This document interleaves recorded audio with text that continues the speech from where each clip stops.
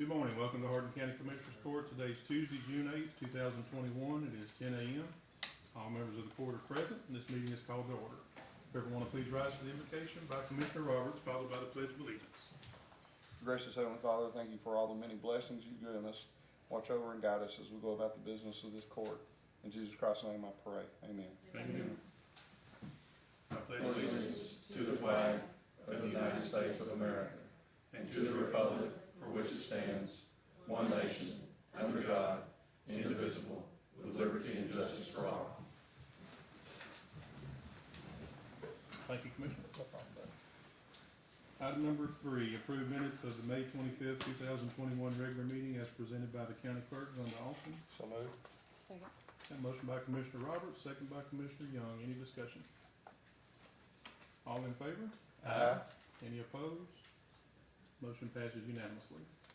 Item number 4, consider approval of request to cancel all registered claims from May 25th, 2021, and approval of cash statement as presented by the county treasurer, Deborah McWilliams. Good morning, Ms. McWilliams. Good morning. I'd like to ask the court to release me of the liability of $911,893.26.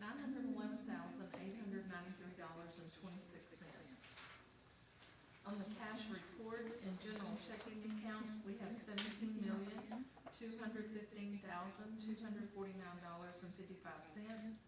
In tax pool, we have $321.09 for a total in cash funds of $17,215,570.64.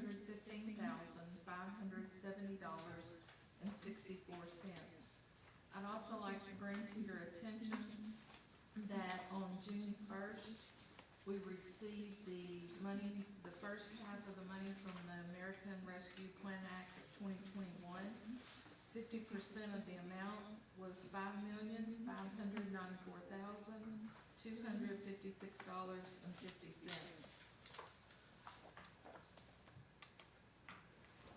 Move to approve. Second. Have a motion by Commissioner Cooper, seconded by Commissioner Roberts. Any discussion? Yes, sir. Yes, sir. Go ahead, Commissioner. One quick question. Ms. Debbie, that $5 million is not included in the cash statement you just reported, right? Correct, because it's in a separate bank Thank you. account, it's separate funds. Thank you. Yes, sir. Any other discussion? All in favor? Aye. Any opposed? Motion passes unanimously. Thank you. Thank you, ma'am. Item number 5, discuss funding in the amount of $5,594,256.50 associated with the American Rescue Plan Act of 2021 that was deposited in the ARP Act bank account on June 1st, 2021. Primarily, we just wanted to make sure that all members of the court and the public were aware of this deposit that was made June 1st. At some point in time in the future, once we know exactly what all eligible activities that money is available for, and as far as I know, they're still working to finalize that. We don't have a final list. I mean, I think there's a list, but then it kind of keeps changing, that maybe we can use it on stormwater projects, maybe we can use it on some other projects. Then what I would like to do then is have a workshop, and we would discuss that and decide how we're going to go forward with it. What's the deadline on spending of that money?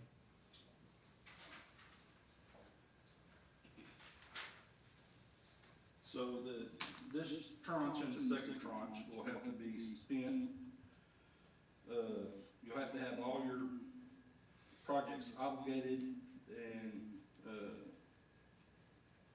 spent by December 31st of 2024. If not, then the treasurer will claw back the funds. All projects have to be complete, including payments, by December 31st of 2026.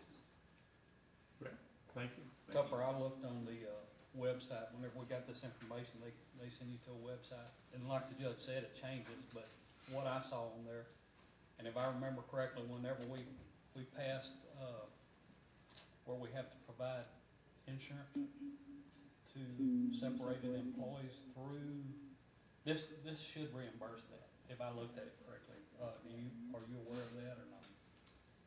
Yes, sir. That was one of the items I saw that we may be able to use it for that. And Yes, there's some definitive items such as support public health response to the coronavirus pandemic, address negative impacts, economic impacts for COVID, in which I think that's gonna cover under that. Replace lost public sector revenue, invest in water and sewer infrastructure, and invest in broadband infrastructure. And that's the ones that they stuck to and haven't changed since this came out. When we passed that, it said 18 months, we would provide that in this, if it goes through 2024, we should be covered on the entire 18 months, if I looked at it right. Yes, sir. Thank you. Thank you. Any other discussion on this item? At some point in the near future, we will, have a workshop and start discussing that, decide whether or not we're going to, procure a grant administrator or administer that grant ourselves. Or it's not, I don't know that it's called a grant, but administer those funds ourselves or hire a grant administrator. Any other discussion? We'll move on to item number 6, authorization to pay county bills as presented by the county auditor, Angela Gore. Good morning, Ms. Gore. Good morning. The pre-approved expenditures for May the 25th at $500. The pre-approved expenditures for May the 26th through the 27th is $271,766.04. Pre-approved expenditures for June the 2nd through the 3rd is $533,047.20. Expenditures for Commissioners Court today is $1,127,627.16. For a total expenditures and transfers of $1,932,940.40. Gross payroll for June the 3rd was $495,794.18, and the total transfers for that payroll was $608,938.71. Move to pay the bill. Second. That motion by Commissioner Cooper, seconded by Commissioner Young. Any discussion? All in favor? Aye. Any opposed? Motion passes unanimously. Item number 7, consider and possibly approve amendments and transfers to the fiscal year 20 budget as presented by Ms. Gore. Go ahead, Ms. Gore. The first one is creating a revenue account. It's a transfer from the Fund 441. That's the infrastructure grant that we received in the amount of $22,402. And we're gonna offset that with the miscellaneous revenue, taking it from that account by $22,402. Is it miscellaneous reimbursements or revenue? Revenue. Thank you. It's a miscellaneous reimbursement revenue account. Thank you. Okay, and the remaining budget amendments that we have listed pertain to the fiscal year 2020 payroll accruals. Every year, the outside auditors include on our management letter that they recommend the county to accrue the payroll at the end of each fiscal year. We currently only accrue expenditures except for payroll. We accrue all expenditures except for payroll. The following entries will implement the county's general ledger to be on a modified accrual basis of accounting. These expenses are for days worked from September the 20th to September the 30th, but were paid on October the 8th payroll. The accrual process will credit October and debit September for these days. The following are the fiscal year 2020 payroll accruals. In the general fund, the total accrued wages is $256,295.74. The total accrued FICA is $15,499.44. The total accrued Medicare is $3,624.84. Total accrued retirement is $37,723.13, and the total accrued supplemental death is $613.29. The offset to that will come from the general fund contingency in the amount of $313,756.44. In the road and bridge fund, the total accrued wages is $61,951.58. Total accrued FICA, $3,737.94. Total accrued Medicare, $874.20. Total accrued retirement, $9,088.72. Total accrued supplemental death is $147.83. Coming from the road and bridge fund contingency in the amount of $75,800.27. The payroll accruals for the jury fund, the total accrued wages is $453.29. Total accrued FICA is $28.10. Total accrued Medicare is $6.58 for a total coming from the jury fund contingency of $487.97. The payroll accruals for the county clerk preservation fund, total wages is $1,978.24. Total accrued FICA, $120.89. Total accrued Medicare is $28.28. Total accrued retirement is $291.98. And the total accrued supplemental debt is $4.75. Coming from the County Clerk Preservation Fund contingency, $2,424.14. Payroll accruals for the law library, the total accrued wages is $82.25, total accrued FICA is $5.05, total accrued Medicare is $1.18, total accrued retirement is $12.14, and the total accrued supplemental debt is 20 cents. Coming from the law library fund contingency in the amount of $100.82. The county attorney's pretrial diversion fund, the total accrued wages is $1,097.92, the total accrued FICA is $67.94, total accrued Medicare is $15.89, the total accrued retirement is $162.05, and the total accrued supplemental debt is $2.64. Coming from the county attorney's pretrial diversion fund contingency, $1,346.44. Move to approve as presented. Second. Have a motion by Commissioner Kirkendall, seconded by Commissioner Cooper. Any discussion? All in favor? Aye. Any opposed? Motion passes unanimously. Thank you. Thank you, Ms. Gore.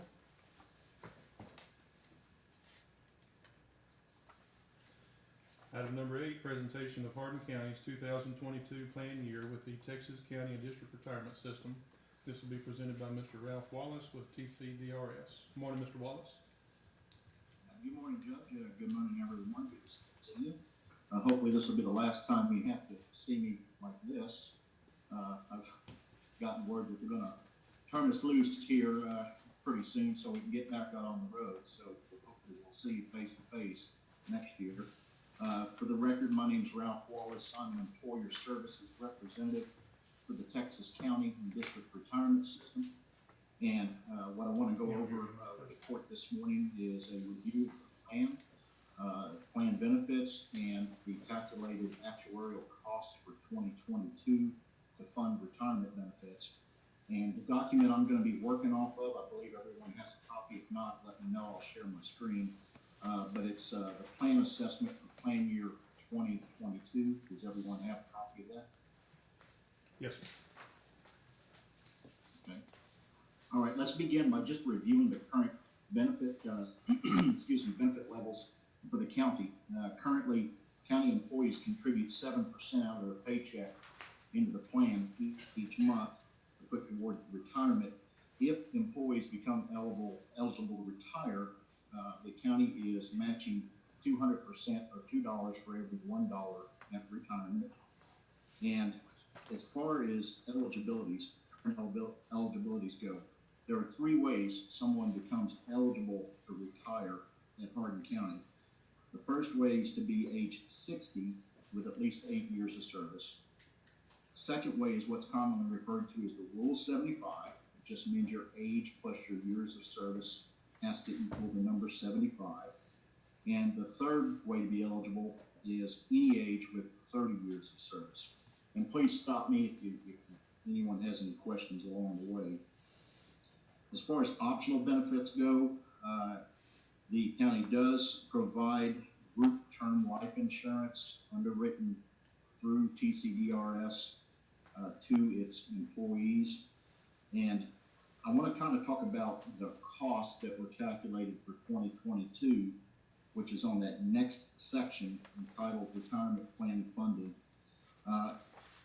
Generally, there's a minimum required rate that the actuaries calculate every year to determine funding the plan for the county in a responsible manner and keeping it healthy for the foreseeable future. And it's actually 2 rates combined into one when they come up with this minimum required rate. There's a rate called the UAAL rate, which is the unfunded accrued actuarial liability rate. That's part of your rate that you send us each year to pay down any unfunded liability that you might have as a county, and it's designed to amortize that and pay that off over a 20-year period. So that's part of that minimum required rate that the actuaries calculate every year.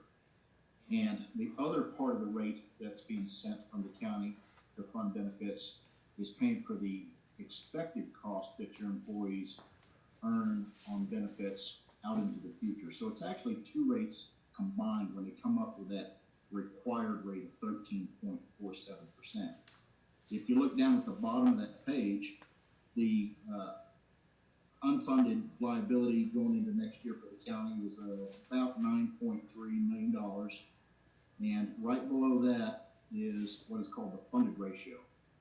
And basically what that funded ratio, based on the latest actuarial evaluation, is a snapshot of where you are today when it comes to what you've funded on the benefits that your employees have accrued up until this time. And so right now the county's sitting at a little under 87% funded. And the question I get asked quite often about these funded ratios is, what is a good funded ratio? Well, most of the bond rating agencies like Fitch or S&P, they'll say plans like your county's plan, if you have a funded ratio of 80% or better, you're in pretty good shape. So that's just to give you all an idea how y'all compare right now compared to what these bond rating agencies say. So 87% is where the county is right now going into 2022. Now, I mentioned a while ago that minimum required rate is designed to get liabilities paid off and get you to 100% in 20 years. Well, as most of y'all know, I believe y'all know this, every year, Hardin County's been doing a little bit more each month. They've been doing a higher elected rate instead of just a minimum required rate. I kind of compare that to like making an extra mortgage payment, so to speak. And anything you pay above and beyond that minimum required rate just goes to pay off that unfunded liability a little faster and get you closer to that 100% funded than just that 20 years based on the required rate. So that's what Hardin County's been doing for the last few years. It's been making paying a little higher elected rate. And I know I believe it's for budgetary purposes, and I think this is from having discussions with Debbie over the last few years. I know the county, I think, tries to budget where they allocate 15.5% of payroll to go toward retirement and the group-term life insurance combined. And so the rate, if that's going to be the case for 2022, you always have to adjust that elected rate if you want it to come out to 15.5 because your group term life rate, which is 0.19%, that always fluctuates every year based on demographics of your employees. And so if that's the plan for 2022, then y'all would need to take action to do an elected rate of 15.31% as an elected rate. Any questions on that so far? Ralph, do you recall what our funded ratio was this time last year? Yeah, Judge, if you would, let's move to page 4 of that assessment.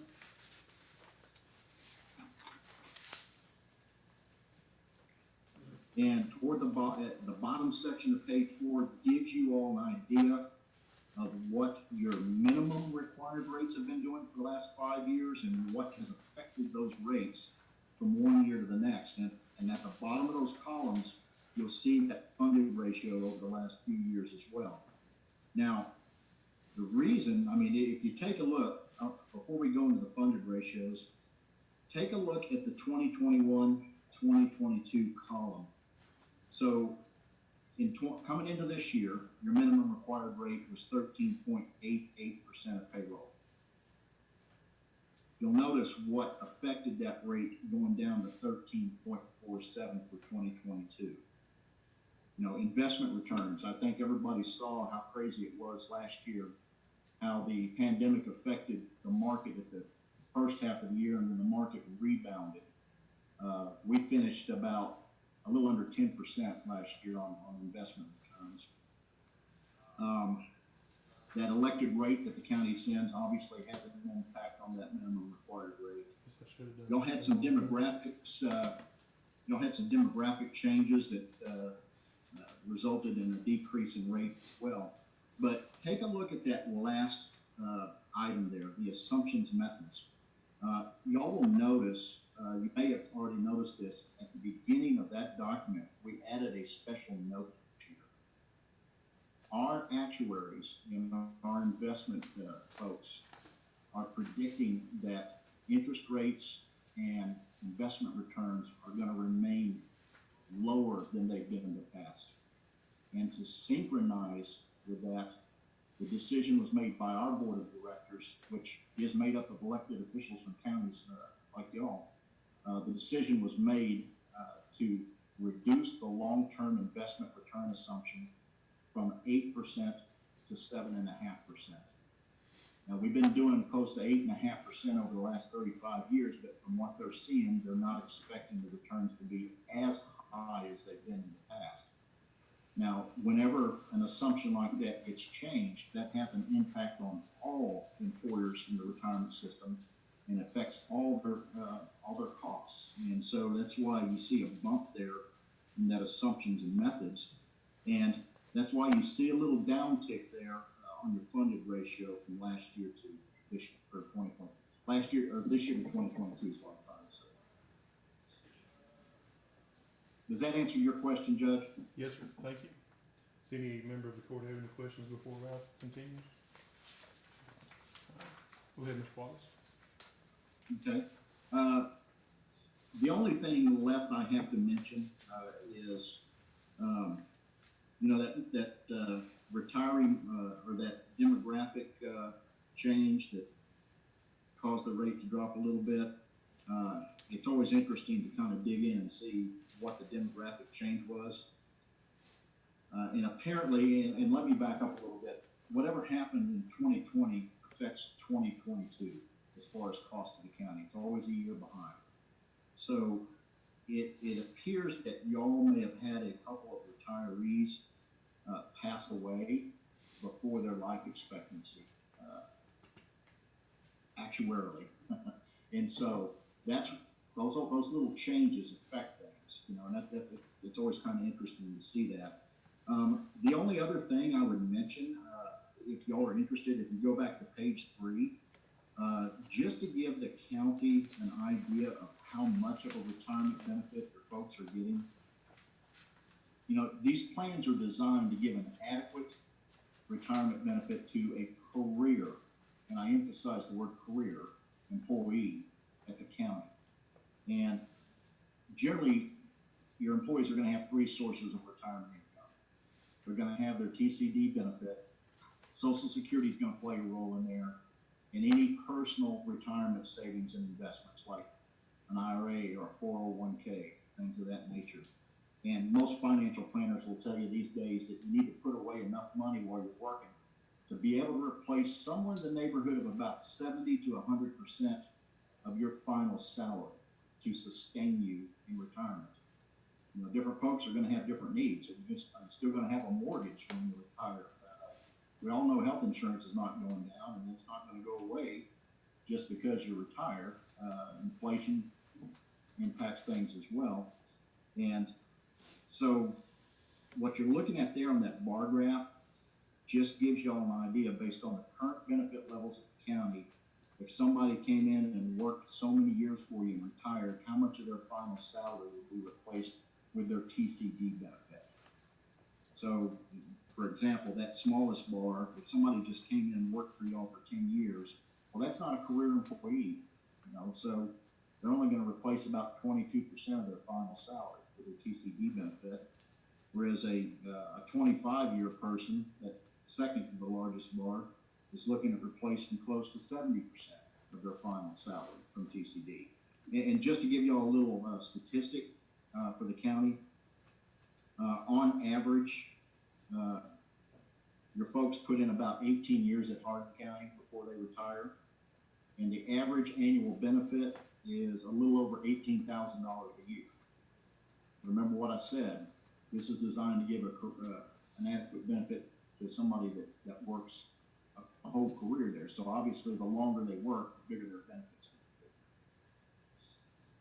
will be. But that's pretty much all I have for the court, and I'd be happy to answer any questions. Thank you very much. Any other questions from the court? Is there any, official present in the audience that has any questions for Mr. Wallace? All right, Ralph, we appreciate your time as always. Okay, thank y'all very much. Hopefully we'll see you face to face. We are planning on being at the North and East Texas Judges and Commissioners Conference, so maybe I'll see some of you there. Sounds good. Thank you. Take care. All right, thank you. Have a good day. You too.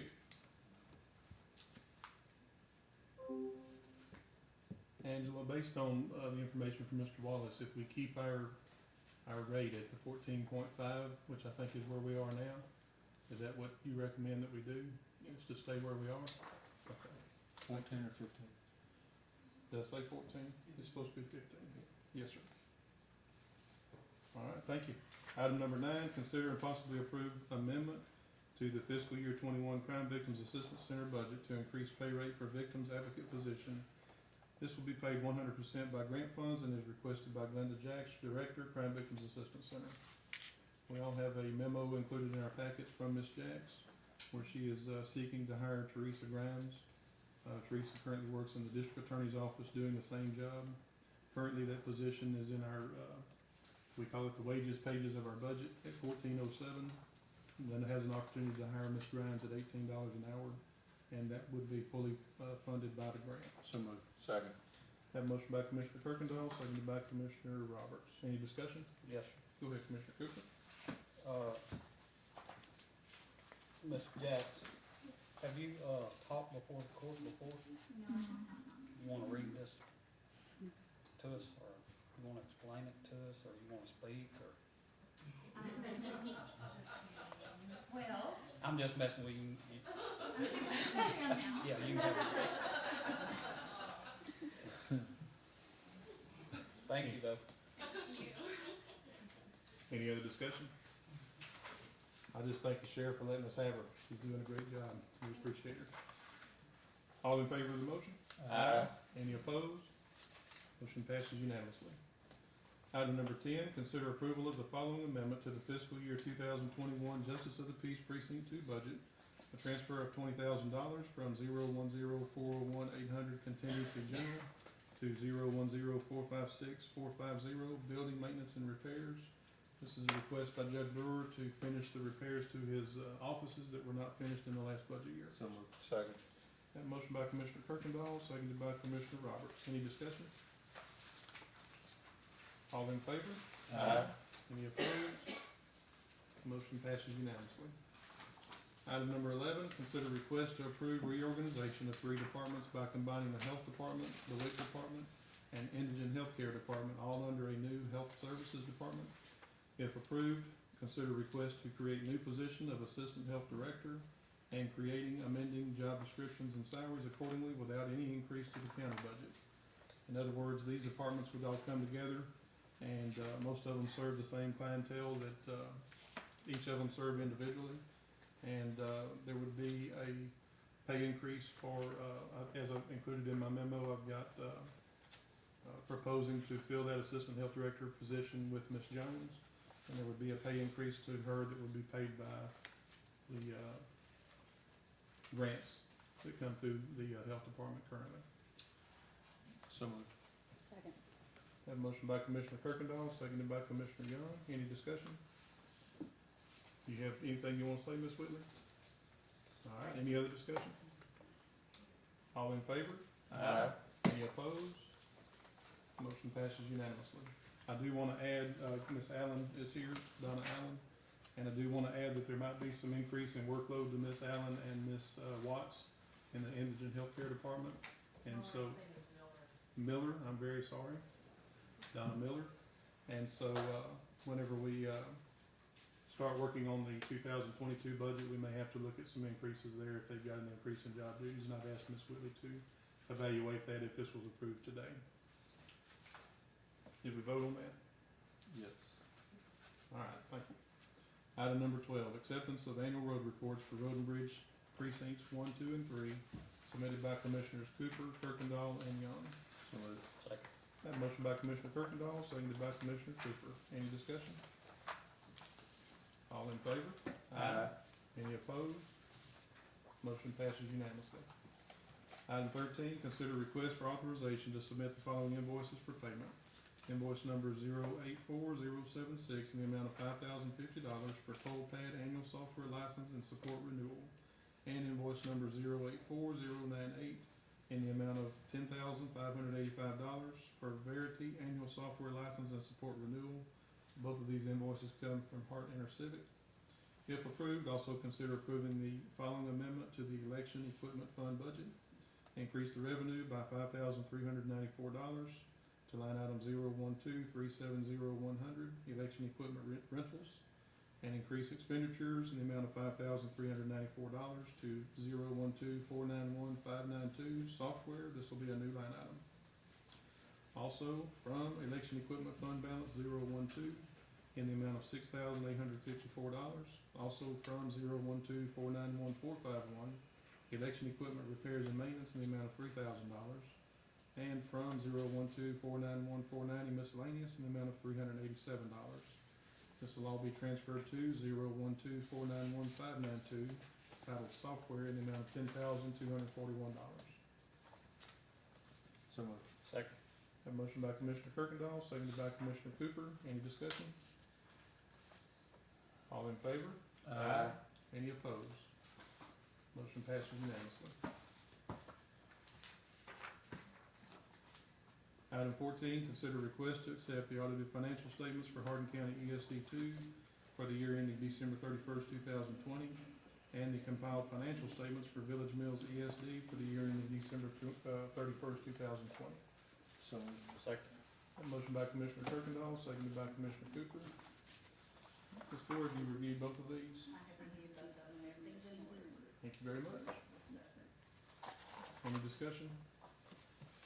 All in favor? Aye. Any opposed? Motion passes unanimously. Item 15, consider request to approve and accept replats of lots 17, 18, and 19 of Oleo Acres into lots 17A, 18A, 18B, 19A, and 19B. These are all located in precinct 1. Commissioner Cooper, have you reviewed those with the floodplain administrator? I have, I spoke to, Alex on the phone the other day, and he advised that the, engineers have looked at this, so I would move that we accept these, replats. That motion by Commissioner Cooper, seconded by Commissioner Young. Any discussion? Alex still gets by without having to speak. He said that's great. All in favor? Aye. Any opposed? Motion passes unanimously. Thank you, Mr. Parker. Item 16, consider request by Hardin Jefferson Independent School District to authorize the floodplain administrator to waive permit fees for new construction projects. These are the Henderson Middle School new building, Hardin Jefferson High School Fieldhouse, and the Hardin Jefferson ISD Auditorium. So moved. Second. Have a motion by Commissioner Kirkendall, seconded by Commissioner Cooper. Any discussion? Alex, do you have to go out there for any inspections?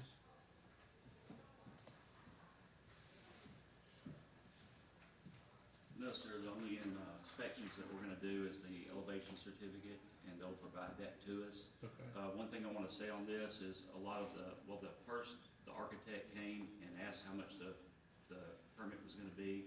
Several of the bidding contractors came and called and asked how much it would be. If it's in the contract that the Hardin Jefferson ISD has to pay this permit, it would benefit them. If not, it's just going back to the building, Goes back to the school? back to the building. Okay, so if the school needs to do something else to the building, they would have that amount? If they would get a credit for $41,100 from the contractor back to the school district, it would benefit them. Gotcha. Good deal. Any other discussion? Thank you, Alex. All in favor? Aye. Any opposed? Motion passes unanimously. Just for the record, I checked with, the city of Lumberton because they're doing some new construction projects there, and they do the same thing. They waive the fees. I mean, they see it as they're taking taxpayer money to pay for a fee that goes back to the taxpayers. It just didn't make sense to do that. Item 17, consider adoption of resolution 20-21, authorizing and approving execution of an agreement with Bancorp South Equipment Finance, a division of Bancorp South Bank, to purchase a John Deere Model 6110M tractor equipped with a Tiger BB24 24-foot boom mower for the R&D 3 department, as approved in Commissioners Court on May 25th. Second. Have a motion by Commissioner Young, seconded by Commissioner Cooper. Any discussion? All in favor? Any opposed? Motion passes unanimously. Item number 18, consider approval of request to purchase a Mustang Cat 310-07 mini excavator for the R&B 3 department. If approved, this purchase will be made utilizing a cooperative purchasing program with a total purchase price of $146,565.93. $50,000 that will be paid as a down payment funded by the R&B 3 department budget, and the remaining balance financed for a term not to exceed 5 years. So moved. Second. Have a motion by Commissioner Roberts, seconded by Commissioner Kirkendall. Any discussion? All in favor? Any opposed? Motion passes unanimously. Item 19, consider approval of request to purchase an Extreme Flow 2 trailer mounted culvert cleaner for the R&B 1 department.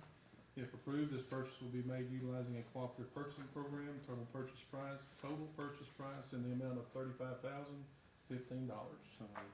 Second. Motion by Commissioner Kirkendall, seconded by Commissioner Young. Any discussion? All in favor? Any opposed?